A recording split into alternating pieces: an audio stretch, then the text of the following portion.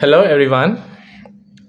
We have a question of a modulus inequality which says that find in terms of A the set of values of x satisfying the inequality. The question is very simple that you have to find the set of values of x in terms of A, and they have also said that where A is a positive constant.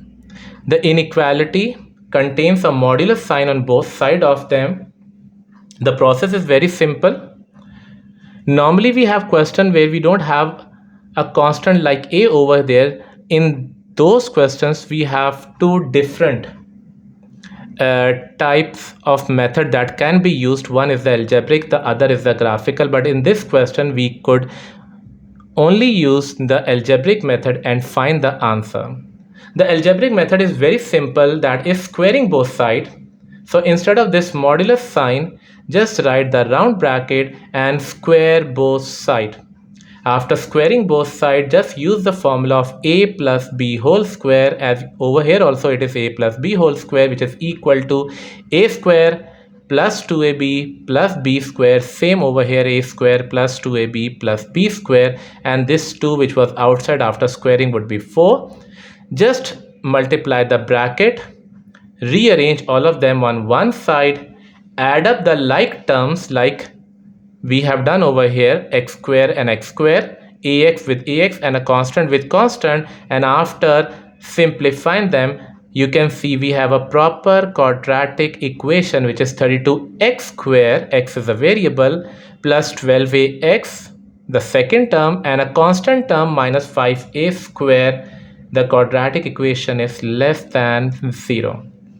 The second step is that to find the critical values. Critical values means the values of x on the x-axis. That means the x-intercept, because this is representing y is equals to 0, because those critical values or the x-intercept would decide the set of values which is the end result of the question, which is the requirement of the question. So just get the two x-intercept by using the quadratic formula and use the value of a, b, c. A is 32, b is positive 12a, and c is negative 5a square.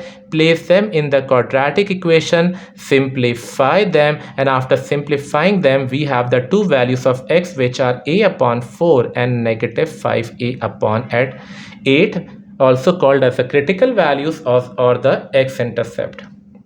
Because the quadratic equation has a positive coefficient which is positive 32, that means the graph of this particular quadratic equation would be a u-shaped graph, because this 32 is positive, so we have made a u-shaped graph, and because it was a quadratic equation it would be something like that. The two critical values are, one is positive a upon 4, so over here, the next is negative 5a upon 8 over here, and this particular inequality is less than 0. Less than 0 means negative. Negative means the value of y is negative. So by observing the graph, we need those values of x which would give us a negative value of y, because the inequality is less than 0 means negative.